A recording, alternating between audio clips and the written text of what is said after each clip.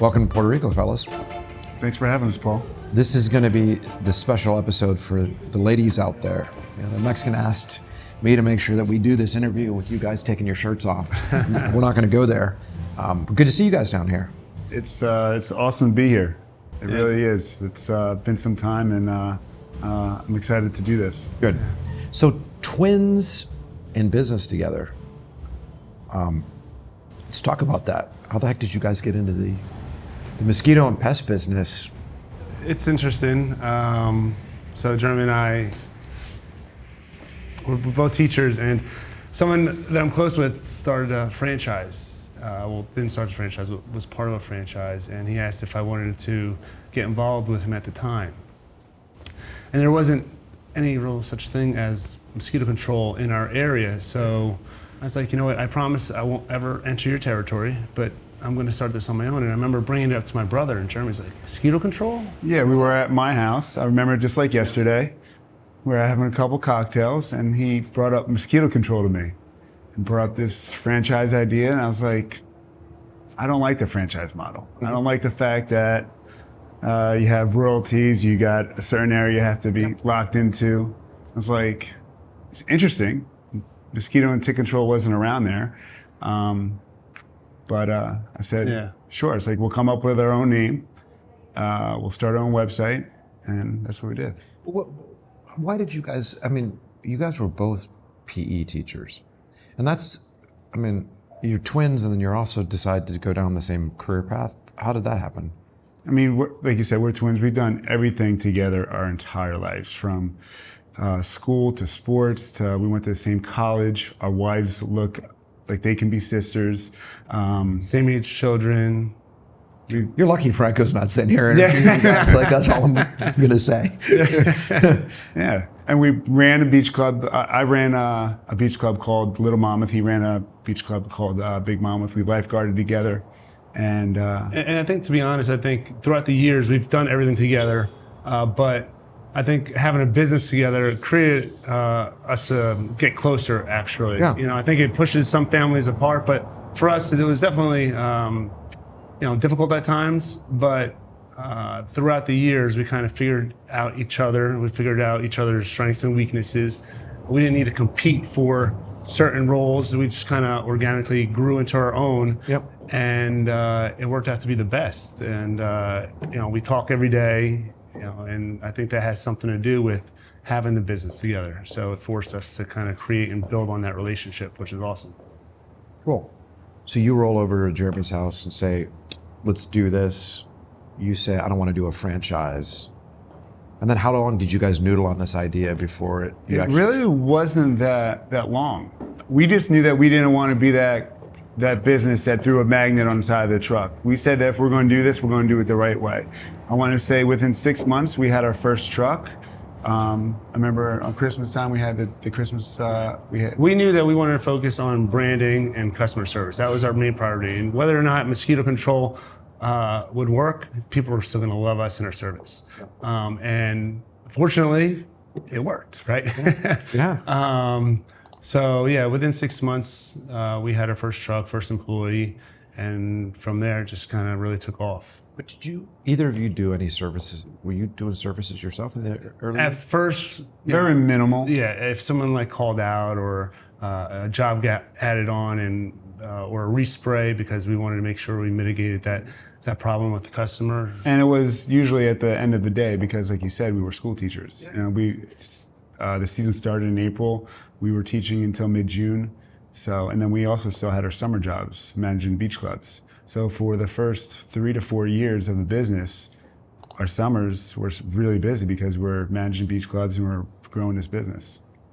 It struck me as strange when I first talked to you guys. I'm like, how are these guys full-time teachers and do this? But then it kind of made sense that you guys had an income, so you didn't even have to, in those early years, you were able to just literally dump it all back in it. And just I don't think we pulled money from the business for the first 3 years. We continued to reinvest into our team, into our employees, into our marketing.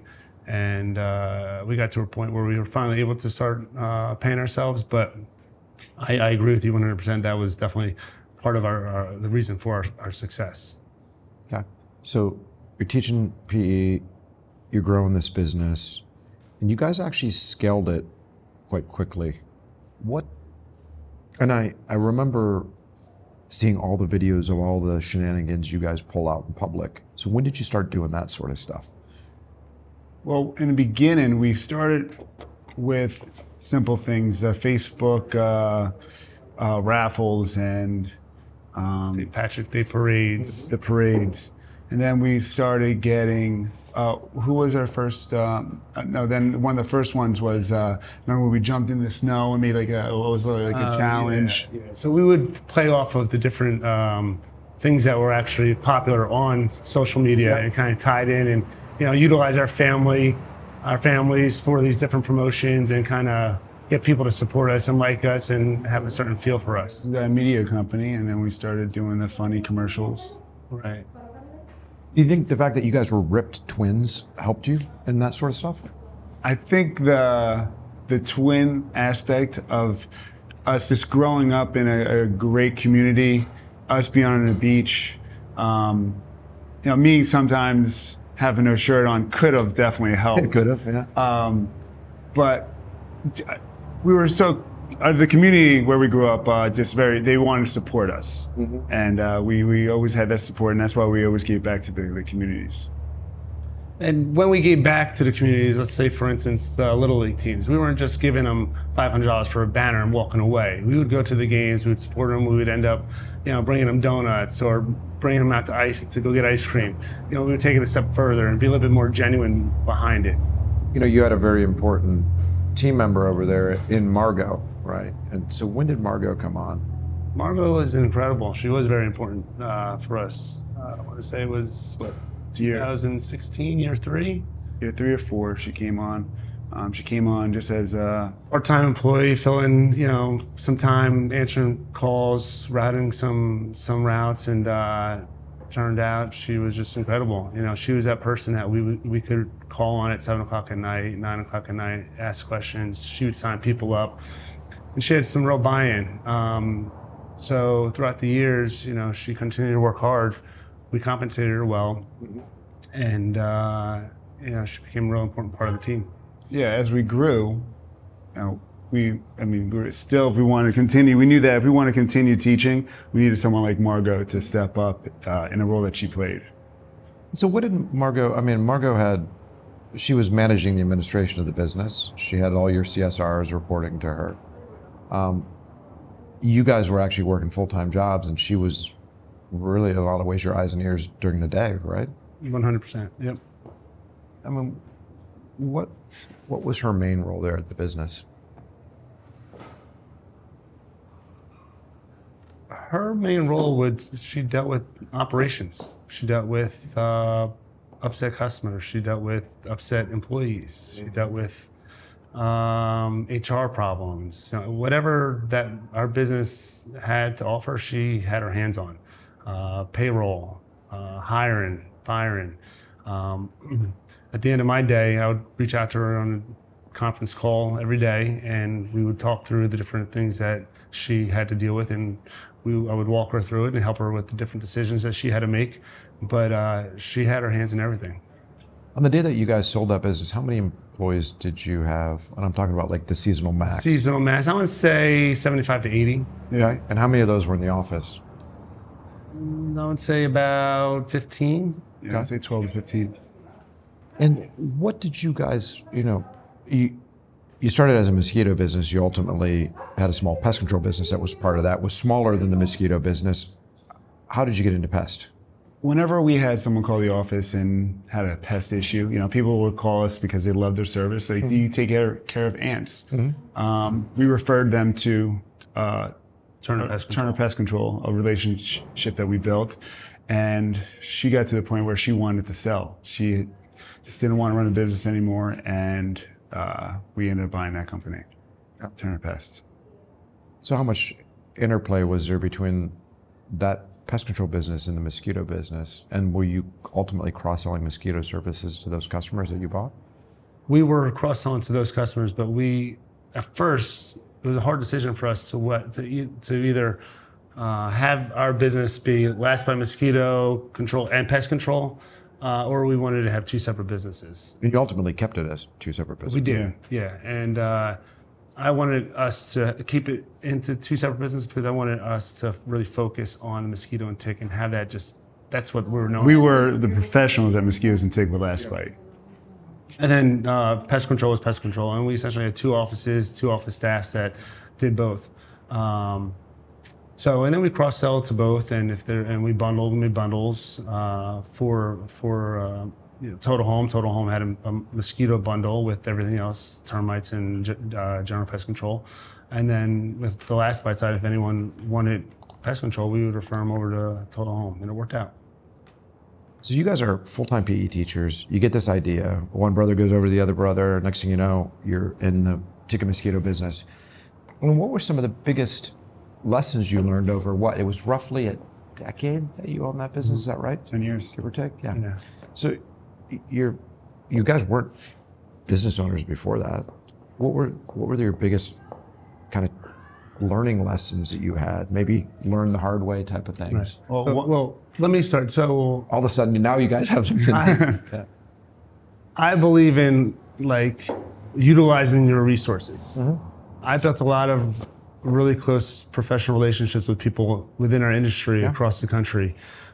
And through conversations with them and their guidance, it really helped us tremendously in the different directions that we went and the different decisions that we made. So if someone made a mistake somewhere, I'd rather learn from their mistake than have to make it on my own. And people look at me like, but they're surprised that I'm able to ask these questions or reach out to people for help. But it's worked for me, Yeah. So that's one big lesson, or one reason why I feel like we're able to be successful. But When I give people advice about people who are going to business, I tell them what he said. I tell them that, don't be afraid to reach out to someone in the same industry in another state and pick their brain. Tell them what you're doing. Tell them you're new at this, because that's how I learned. So just like Jason, I reached out to a couple people in the industry. I remember you telling me, I'm going to reach out to a couple people. I need you to reach out to a couple people in the mosquito and tick field, and build a relationship. And definitely, you learn so much that way. And you also learn by doing. I remember, just like yesterday, I'm leaving the house with my family, and I get someone walk up to the door serving us papers. Your wife was good. Divorce papers? Well, it wasn't divorce. Okay. We were being sued by one of our customers saying that we killed all of his foliage on his property. And I was so stressed out about it. I'm here, a new business owner. I think we were in the business for 2 to 3 years. And this was like a $100,000 lawsuit. It scared the crap out of me. But I learned that that's what insurance is for. We figured out that it wasn't our fault, but at the same time, it was still stressful.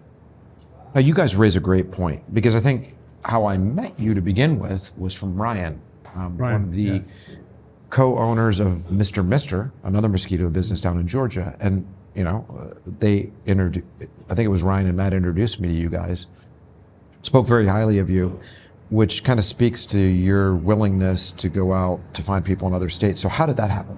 Which one of you tracked those guys down? I reached out. I was at the beach club over the summertime and somehow came across his business. So I called the office line. I essentially ended up speaking to Beth, his wife. Beth took my name and information and said she would let Ryan know. Ryan called me back and we kicked it off. He was, I want to say, about a year or two ahead of us in terms of size at the time. Mm-hmm.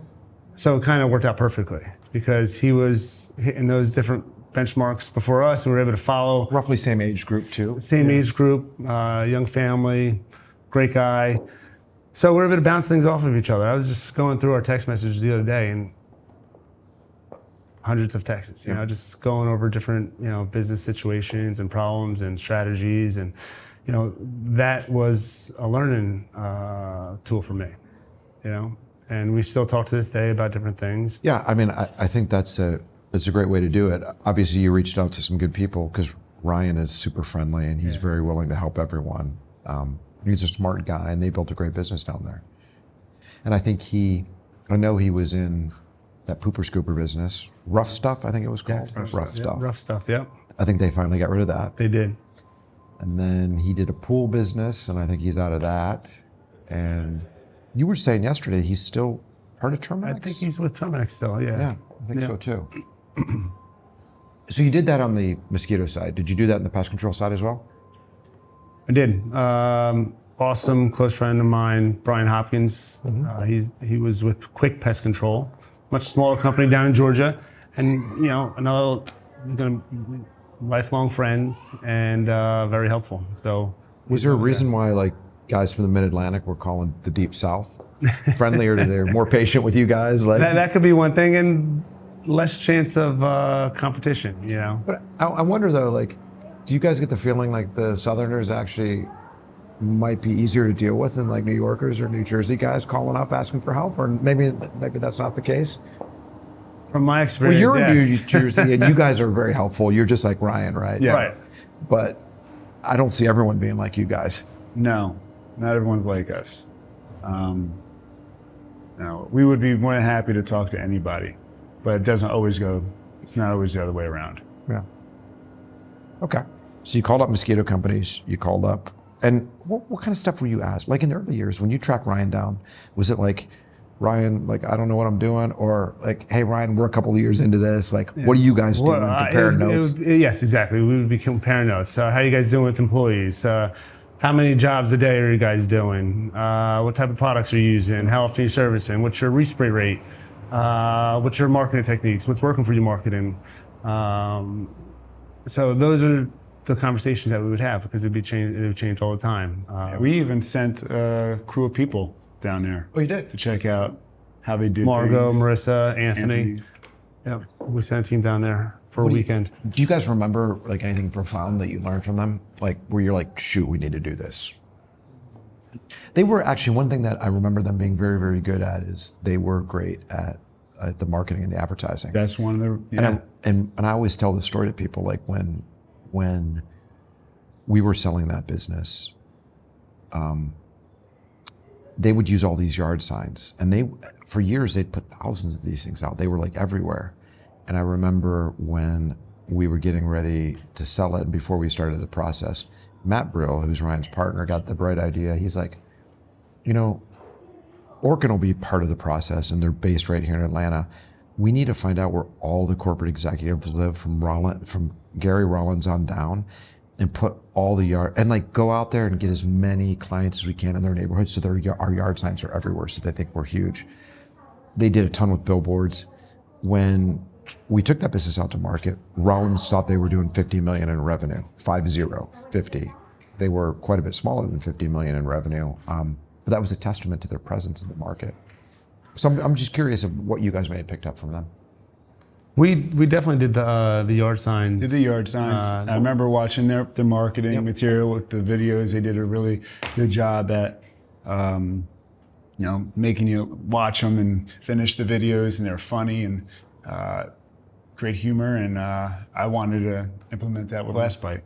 Yeah, he also did a nice job. Another thing that we implemented that they did was they create teams, team leaders, and so we implemented that into our business. Yeah, I'm sure there's other things, just can't think off the top of my head of exactly what, but it was definitely a great relationship that was beneficial to us. Why'd you guys decide to sell that business now when you did? From my experience, from speaking to people, they always said you always want to sell when you're on the top. And I felt like we're kind of at the peak. We scaled really quick after COVID. Well, leading into COVID, we scaled quick, and then COVID really bounced us up there. And I think our numbers started flattening out a little bit. So I was like, I think this is the time for us to exit. We were being offered a good number, and I think that a lot of pest control companies are offering these bundles for mosquito control, and I think it's going to lower the price of services. I think people are going to just go into a general pest control company and and utilize their bundle services, right? So It seems prolific now. Like even True Green is offering a bundle, like fertilizer super companies are doing it. cheap mosquito control. So I thought that our service was going to start to get watered down. So Regulations too. regulations was another thing. I know in New Jersey, towns they're limited in gas-powered blowers in certain areas. I mean, you pivot, right, and you get electric, which is fine. Yeah. Certain New York State, they got rid of bifenthrin. They can't utilize that in New York, and I felt like it was only a matter of time before that happens in New Jersey. A lot of companies are blowing pesticides everywhere. Yeah. And the DEP, the NJDEP keeps getting calls about, and I understand chemical trespassing and people being in their yard and chemical coming over to them and them not wanting that. And it's hard to regulate that or to control that type of service. So before, the state comes out or someone comes out and says, you can't do this anymore, apply it this way, I figured let's try and capitalize off of this good deal and move on. How does that work in the state of New Jersey when, a house right here wants it, the next door neighbor doesn't want it?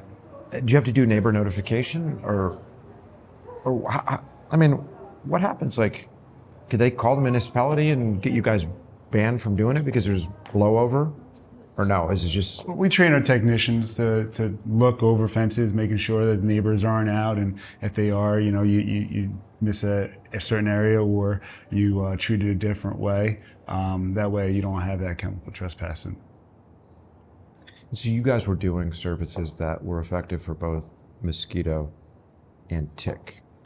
Did you always start thinking about both? I mean, tick and mosquito typically goes together because you're using bifenthrin or those types of... I believe our first year we only did mosquito. Then we started advertising tick our second year. Yeah. Because you were actually, what you were doing for mosquito was effective against tick. Absolutely. Yeah. But we weren't necessarily treating the grass either, though.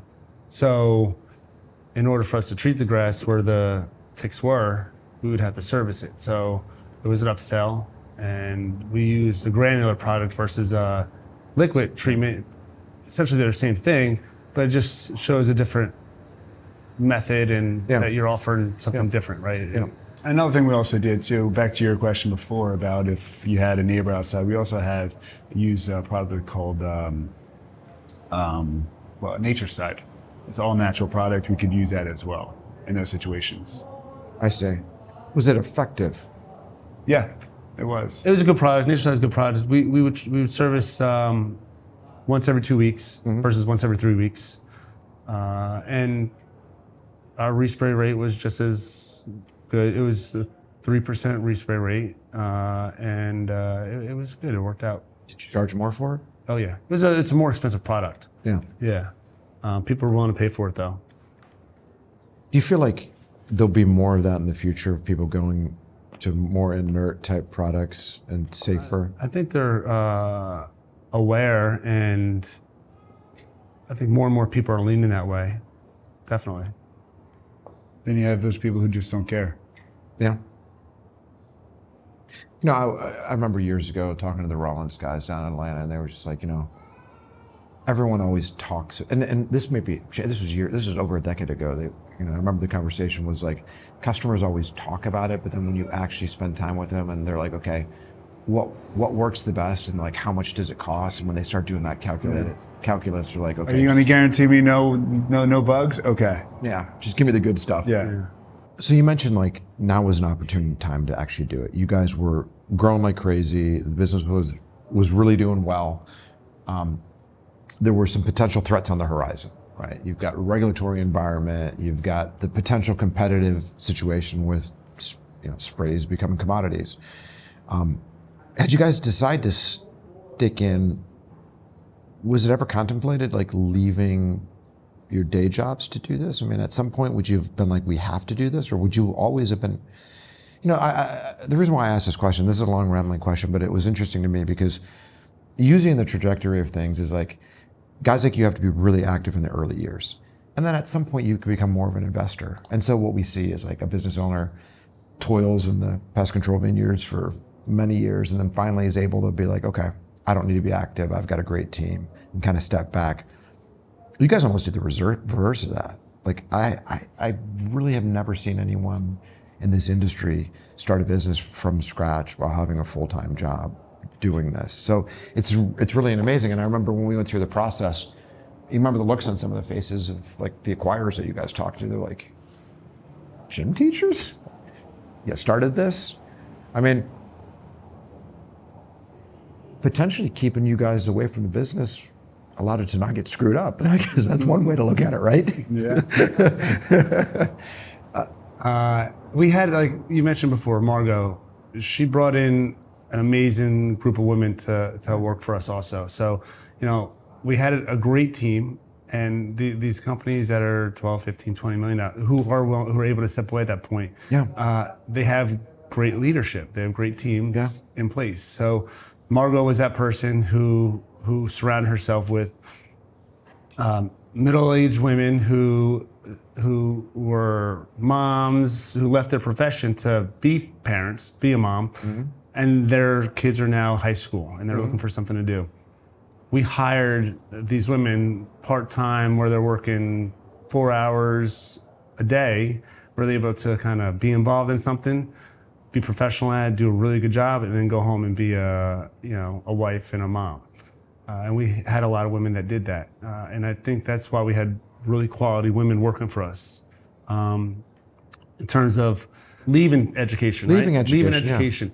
When we interviewed with the PE firms, a few of them, that's what they would essentially look for, right? Us to kind of leave education. And that was something we weren't necessarily willing to do, because we're kind of vested, we're passionate about education. And, Jeremy mentioned earlier our community and how much they did for us when we were younger.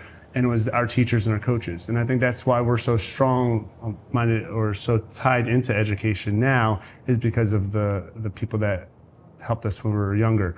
So we didn't want to necessarily walk away from that. And there was never a need to walk away from it. Right, because of the people we had in place. Right. We had a system down that it worked. In terms of your participation in education, you guys are PE teachers. I mean, what sort of impacts are you having on the lives of these kids? Well, I think phys ed is a place where students come to unwind and relax, and I think it gives us a better opportunity to connect with the students and kind of help them and direct them in certain ways. Jeremy teaches at a high school where we grew up in Long Branch, and the different situations and problems that these kids go through are terrible, right? And if there's a leader in their life or a role model that they can look up to and trust, that's really important, right? I walk around town and people think I'm Jeremy all the time. Students, I'm sure. I'm at the cash register. Hey, Mr. Julio, what's going on? I'm like, hey, I am Mr. Julio. I'm Jason, but he's like, tell your brother, thanks so much. And I'm like, was he a good teacher? Did he teach you anything? Was he helpful? He's like, yeah. And they'll go into the difference, because fitness, as you know, is a lifelong thing. It's a lifestyle. It's a lifestyle. It's super important for your mind. It's a de-stressor. You feel good. And we're able to teach these kids how to kind of de-stress and take care of their bodies, motivate them. I mean, you could speak on it. I mean, it's amazing. I really do enjoy it. I have fun with it. I'm giving back to the community that gave to me. These kids are everything to me, and I'm passionate about it. Let me ask you guys, so how long have you been at this, being teachers? This is our 19th year. 19th year. So what have you noticed over the last 2 decades with regard to the state of the students that you're teaching, the physical state? Oh, it's sad. It's, their diets are terrible. Yeah. They're not getting enough exercise. Remember being a kid, our physical fitness test was to run a mile. The physical fitness test is to run a half mile now, right? So we're not raising the bar, we're lowering the bar. So that's not necessarily a great thing. So I think it'd be important to kind of get into the parents' ears, get them to buy in. And you look at some of the parents and you understand why their kids are out of shape or They live in a sanitary lifestyle, right? They're watching, they're in front of the screen all day long, playing video games, and not getting outside. They're up till 3 o'clock in the morning. It's tough. I mean, look, when you guys got started, I mean, obviously cell phones existed back then, but there weren't iPads and that sort of. Those, we had beepers. Yeah. I remember those. I had a beeper too. We shared a Beat me. We shared a beeper. Yeah. And a cell phone. And a car. Yeah. So, I mean, a lot of things have clearly changed, but I do feel like, I mean, back when we were kids, we'd run around outside. Maybe if you were lucky, somebody had like a Nintendo in the neighborhood, right? Yeah. But that was about it. You just go outside and play. Yeah. And that's, I guess, is relatively non-existent now compared to what it was. Fortunately, not, no. And how do you guys, you find a student who's obese, who has, parents aren't the best role model, who, is eating garbage at home, parents aren't exercising. So how do you help those kids to actually change their lifestyle? I just try to give them the tools so that one day when, they can make their own decisions and cook their own food and go food shopping, that they know what to do. I try to tell them, all right, if your mom's giving you a cheeseburger and, you won't just maybe eat the burger, if you're getting a full plate, maybe eat a portion of the plate. Just trying to give them the tools. Do kids ever come to you guys and say, I'm overweight, I don't like it, help me? All the time. All the time. I've had people tell me, they would come up to me when they graduate and thank me for all the way through. I'll make them take a before and after picture from the beginning of the year to the end of the year, step on the scale now, and then, we're not going to look at it until the end of the year. And if they buy into it, they're going to do well. So you're at the high school, Jeremy. Yeah. I'm in middle In school. the middle school. Yeah. So that's what, 7th and 8th grade? 6th, 7th, and 8th. 6th, 7th, and 8th. Okay. And so what would I'm just curious, it's been a long time since I've been in middle school. What would a PE curriculum, how would it differ from a high school curriculum at the middle school level? Our phys ed curriculum is more like we're teaching sports rules. We're teaching, let's say we're doing soccer, how to dribble a soccer ball. I got it. How to a proper throw in soccer. And then we do small-sided games. And then we'll go into basketball. We'll do dribbling drills and shooting drills and go over different techniques. And then we'll play small-sided basketball games. We'll play knockout or just different games to kind of incorporate the different skills that we're teaching them in the different units. But and then in health is where we go over nutrition and body systems and all that fun stuff that middle school kids will be experiencing going through. Gotcha. And then at the high school level is just more in depth. It's pretty much the same stuff. You go over nutrition, but you dive more into it. You're going over reproductive health, but you dive deeper into it. The nice thing is you also have the fitness room too, a weight room, a gym for them to actually, exercise. Oh yeah, we have a state-of-the-art weight room. You name it, we have it in there. From ellipticals to squat racks to spin bikes to rowers. We have it all. Are the students allowed to use it after school if they want to? We have an afternoon program. Yeah. Yeah. Is it supervised by somebody, or is it free? It's not like a free for all. I can just go in there and lift. No. I want to say it's about maybe 45 minutes after school, a couple days a week. Okay. And what do you guys do with your own children in terms of physical fitness? Our kids are very active. Between my daughter's playing lacrosse. She trains 3 days a week for that. She's got soccer, and then they go to our CrossFit gym and they're lifting weights and they're rowing and they're running and they're super active. And how old are they? 12 and 10. Okay. And I question myself. I'm like, is this too much for them at this age, or am I creating a routine for them that they're going to hold on to the rest of their life? Because the last thing you want to ever do as a parent is to burn them out also. And my question to them is, are you having fun? And they're both asking me, are we going to the gym today? They're excited to go because we get their friends to go and they're competing against each other and they're working out together, and it's a place for them to kind of hang out at and get better. Yeah, I think it's a fine balance of everything. They really do enjoy going to the gym and playing sports, but that's not all they're doing. They're also, they're going outside and playing, going to the park with their friends. It's a fine balance, and we don't make it so, all right, this is what you're doing. They want to do it. Well, you guys are clearly setting an example. And that's the big thing too, right? You got to model the behavior, right? We model the behavior all the time, so it's good. Is it appropriate for a 12-year-old to do free weightlifting? So they're not lifting heavy weights or going over technique. I'm not talking about your form. kids. I'm just talking about kids in general. Oh, in general. No. Is it 12-year-old? Is it too young for a 12-year-old to? I don't think as long as they're doing it properly and they're being taught properly and they're not really. We're going over technique and form. Yeah. Which is, I think, at this level is important. They're old enough to learn good form. Yeah. Right. We're not having them max out. Yeah. Have either of you two thought about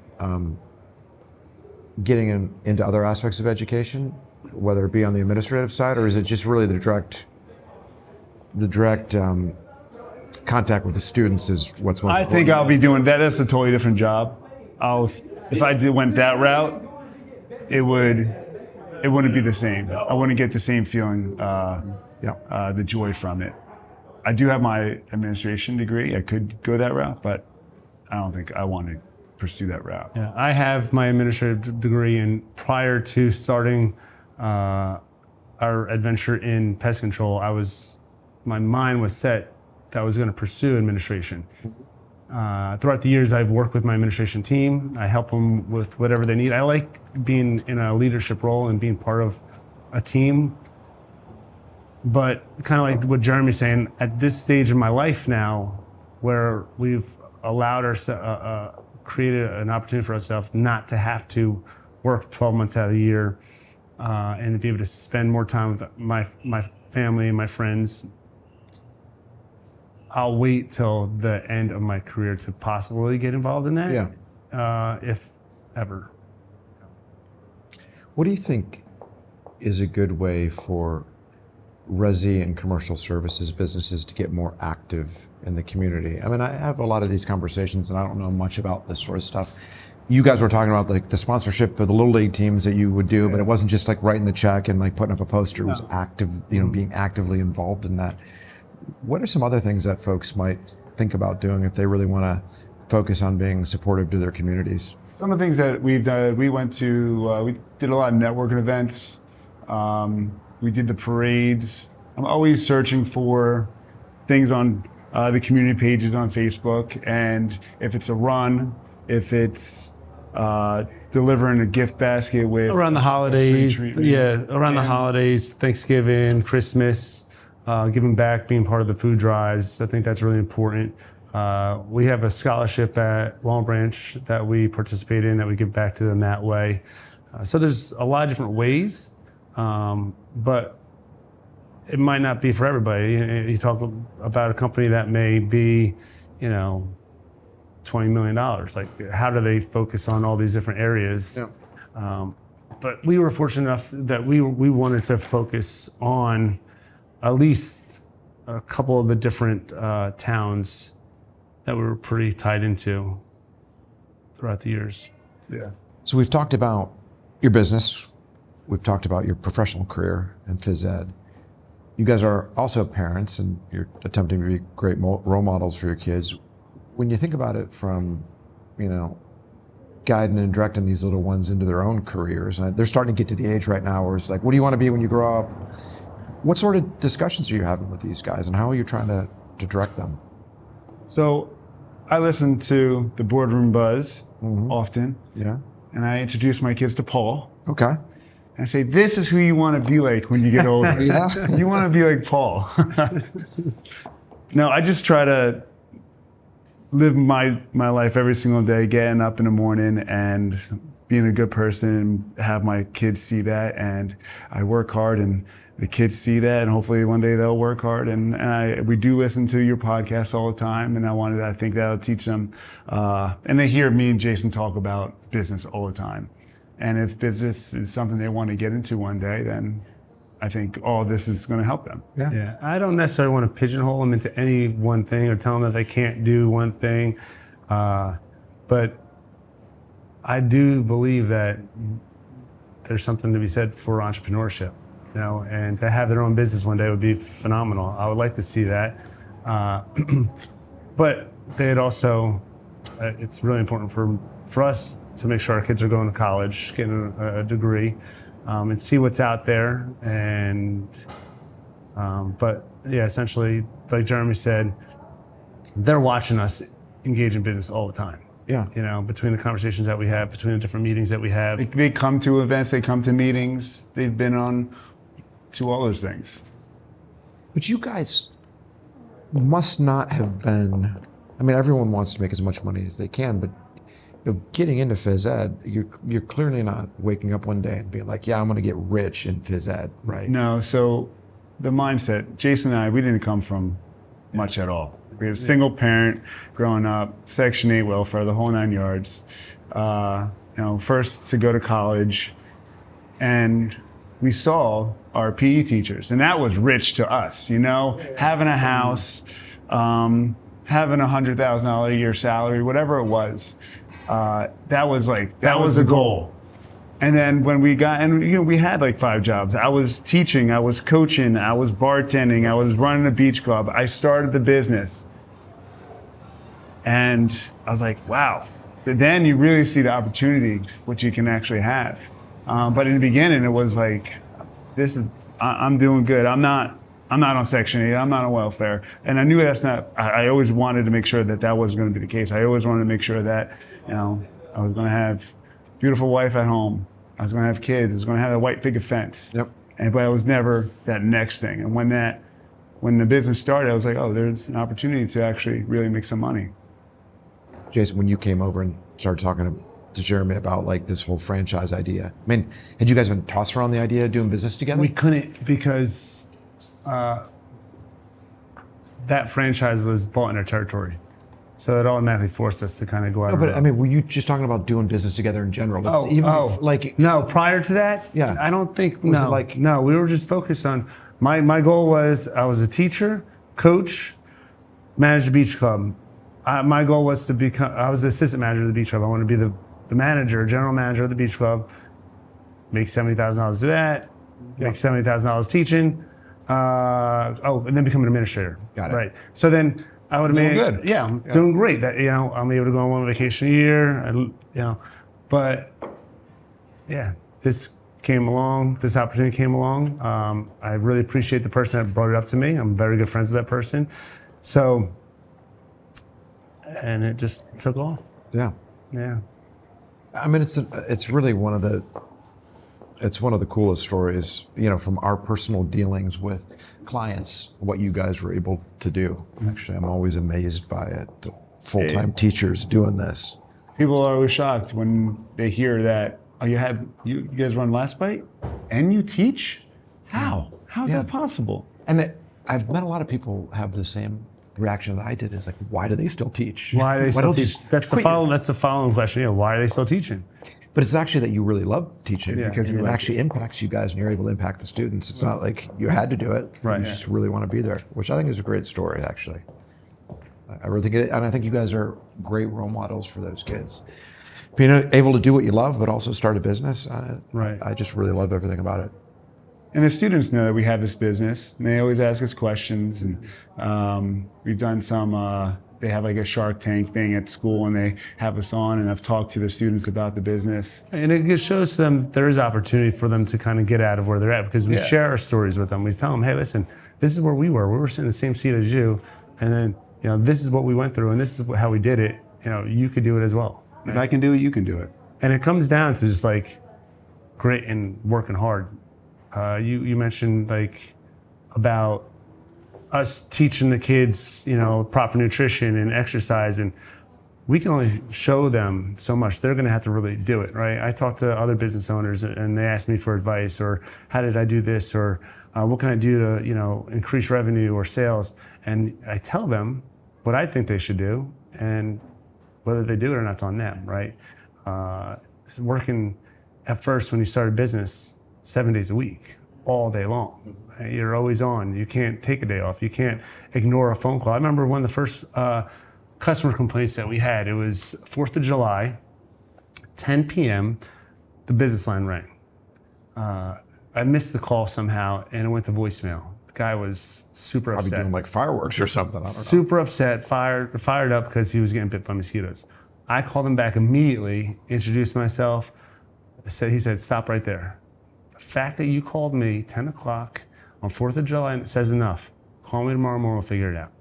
You know, but having that type of care in what we were doing is super important. So that's the type of drive that someone needs to have when they're starting a business or when they're trying to do anything. But how were you able to keep that up, that sort of attention to the customer as you scaled that business? I mean, So certainly- at first, we were both doing that. One day he'll be on and I'd be on and I'd be doing the same thing. I've had those calls late at night and I'd call the person back and the customer would be super happy about it. But I mean, you can only do that for so long. yeah.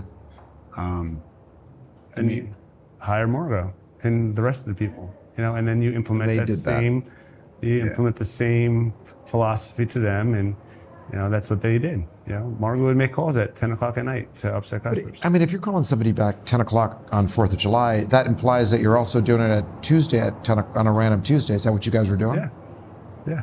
So was getting back same day was important to you guys? I think customer service is important. It's one of the, if not the most important thing. And when you do things like that, it goes a long way. And they'll never forget you for it. Customer service, having an amazing team, having a good service. There's a lot of things that go into it, but I think that we were able to kind of implement all those things. You know. You know, I think when people think about good service in our industry, they think about like technically good service. But what you're talking about is, man, it's 4th of July. This guy has a problem. Let's get back to him so he knows we care at the end of the day. So. Yeah, people can't get in touch with owners or company anymore nowadays. Yeah. Landscapers, you can't get in touch with them. Pest control companies, you can't get in touch with them. Yeah. You can't get to who you want to talk to immediately. You gotta wait. You gotta be on hold, right? I mean, what was your situation that you were? What was it? Trooping or lawn doctor? You were just like you had to give up. You're like, screw it. Yeah, it got put on hold and I had to wait and then I finally got on somebody and then all of a sudden the call drops and you're just like, I just wasted so much time. And then you just say, you know what, I'm not going to use these guys anymore. That's how I feel, at least. I was talking to Jim McHale once, and you guys know Jimmy. He's like, we just picked up the phone. He's like, we picked up the phone. He's like, I instituted, like, we pick up the phone on the first ring. I don't care if I have my business overstaffed to do that. Yeah. Somebody calls, one ring, we answer it. He's like, because then, you know, they just called 5 other people that didn't pick up the phone. You were the guy that actually answered the phone. You're going to get the business. They're not calling anyone else. Right. And you're paying for that phone to ring also, right? So if it's not answered, then you're losing money. I guess my last question on this whole entire topic is, how did you guys, I mean, you're in a seasonal business. When mosquitoes are out, like your phones are inundated, especially like during the COVID era.